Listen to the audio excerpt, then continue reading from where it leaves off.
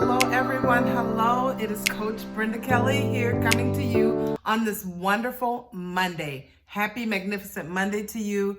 Are you ready for a wonderful, wonderful week?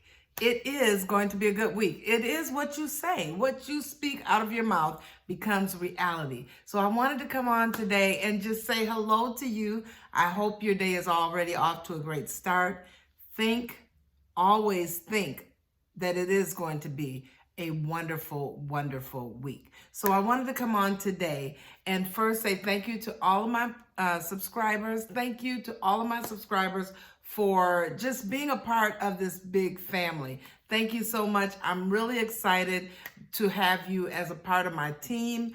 And I wanted to just come on today and talk a little bit about really taking this week and making a decision that this is going to be a great week. So I want to talk about your energy. How much energy do you have this morning? You know, you got up this morning, you started out the morning.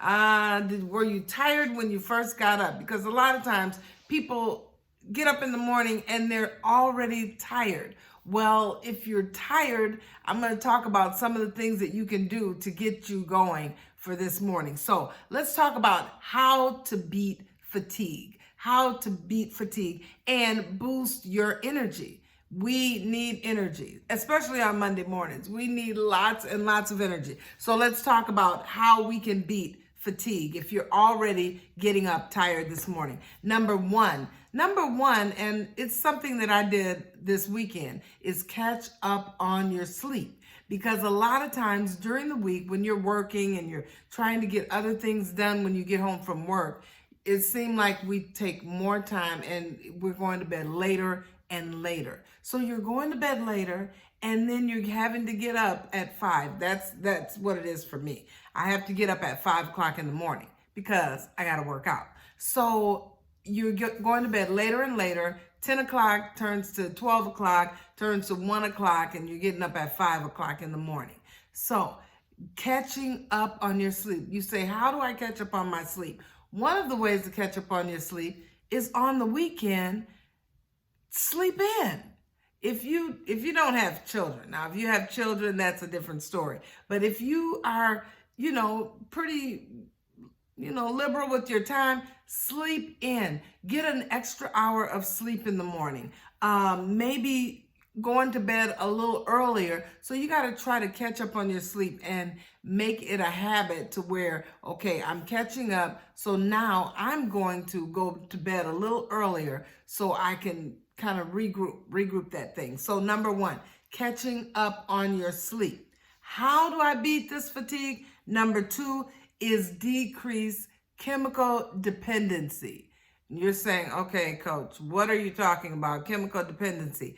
Chemical dependency can be a few things. It can be caffeine. It can be alcohol if you drink alcohol. It can be other stimulants. It could be something that you're taking, that Benadryl. You're taking Benadryl to go to sleep because you can't go to sleep on your own. So that Benadryl, when you get up in the morning, makes you sluggish. Plus, one thing that I've read about Benadryl is that it can contribute to Alzheimer's.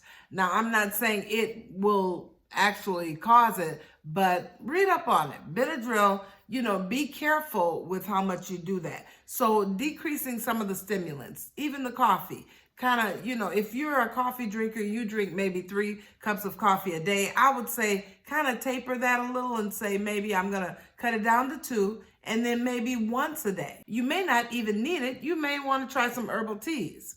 Okay, so decreasing that chemical dependency. Sleep aids, they can interfere with your sleep also.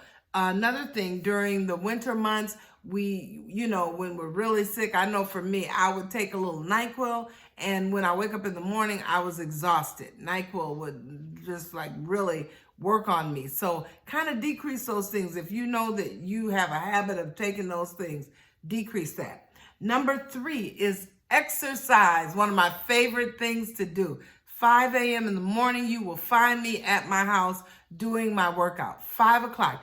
Exercise. Get your exercise in to increase your energy. If you're tired, by the time I finish, with drinking my water, I fill my jug up right away and I have my water ready. By the time I finish, I am energized. So getting your exercise in. Number 4 is eating more often and more dense foods, nutritionally dense foods. Now, let me tell you about that. What I'm saying is cutting out the white flour, cutting out some of the breads, cutting out the rice, heavy carbs, things that break down into sugar. Cut those things out and start eating more whole grains, start eating more vegetables, start eating fruit, start eating things that are more nutritionally dense. Now, I will tell you, since I've been doing my workout and since I've been really changing my diet a lot, I have been excited about exploring new fruits, new vegetables, trying new things, working with the fruit that I have or the vegetables and trying new recipes. I've been doing like spaghetti squash. I no longer eat regular pasta. I just don't have a need for it because the spaghetti squash, I can make it just like I do the regular pasta. And I roast my spaghetti squash. I put it in the oven with a little drizzle of olive oil, roast that, pull all that squash out. I pull it out of the actual shell that it's in and put it into a bowl. So I have that for the week. Sprinkle a little Parmesan on that with my olive oil. And I use like a dressing called, it's Walden's dressing. And I drizzle some of that Walden's ranch dressing and I add a little sriracha. And that's like my little sauce. But you can do marinara or something like that. But there are ways that you can increase what you're doing, eat healthy, and increase your energy. So eating more often. I eat every 3 hours. My hours are 8 o'clock, 11 o'clock, 11:30, and then 2 o'clock. And then my last meal is 5 o'clock. Those are my 4 meals. So every 3 hours, if you know you're going to eat every 3 hours, it really makes you think, okay, I can do this. I'm not going to be that hungry if I'm eating a full meal every 3 hours. Try that. Okay, and also whole grains, like I said, fruits and vegetables, lean proteins, really focus on those things and decrease those heavy carbs. Number 5, this is number 5, and I have one more bonus. Number 5 is hydrating yourself. I talked about water. A lot of people say drink half of your body weight in water, but I say 8-ounce glasses of water is fine if you want to do more. But if you have any problem with fluid retention, watch the water. But for the most part, just hydrate yourself. It's better on your skin. It makes you feel good. It gives you that energy when you're hydrating. When your urine is clear, you should see pale yellow urine, not dark urine. So that's number 5. And then my bonus, something that I love to do, is to take a nap. Take a nap. If you work a job like I do, take a nap, a 10 to 30 minute nap when you come home from work. I do that. And my husband does that too. Before you know it, we're both sitting there and we are knocked out. Take a little nap, just a short nap, something that can take the edge off of what you just experienced all day at work. Just a little siesta for you. And these are some of the things that will help to boost your energy, and it will help to get rid of that fatigue. Always feeling sluggish, always feeling tired.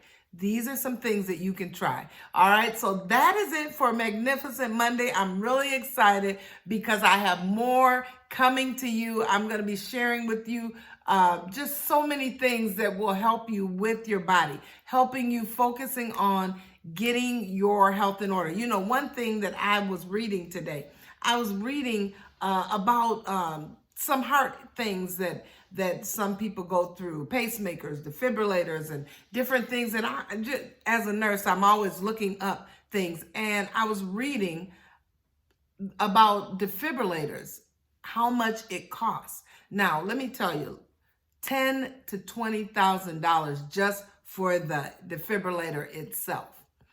For the doctor, $10,000 for the procedure, and $1,000 to $2,000 for the doctor that's putting it in. Think about that. So you got $1,000 to $2,000 just for them to place the defibrillator, $10,000 for the actual procedure. So that's $12,000, and then you have $10,000 to $20,000 for the actual machine, the defibrillator. So when you think about the money that it costs for these procedures that we need done, when all it takes is to really focus on taking care of yourself. When you take care of yourself, I'm not saying that there's something that won't happen to you, but if you can do something to prevent disease, or if you can do something that move you closer to healthier living, let's do that. And that is my goal, to come on here and talk to you about improving your health, taking care of yourself, doing everything in your power. Now, if something happens outside of that, that's different. But when you are focusing on your health, when you're focusing on living well, eating the things that you need to eat, taking care of yourself, it makes a difference. It makes a difference in how you feel. It makes a difference in the time and the money that you have to spend for procedures, for doctor visits, for all of these things, that when we can prevent some of the things from happening. So I want to encourage you, stay right here on this channel, because I'm going to be talking to you about some things that you can do to move you closer to a healthy lifestyle. All right, have an amazing day. It's Monday. Take time for yourself. Take time and do something that's going to make you a little more healthy than you were on yesterday. Whether it's doing some stretching, whether it's taking 15 minutes and doing a workout, whatever it is, throwing some good healthy foods into your lunch bag. What are you doing today that'll move you closer to good health? Love you guys. Have an amazing day.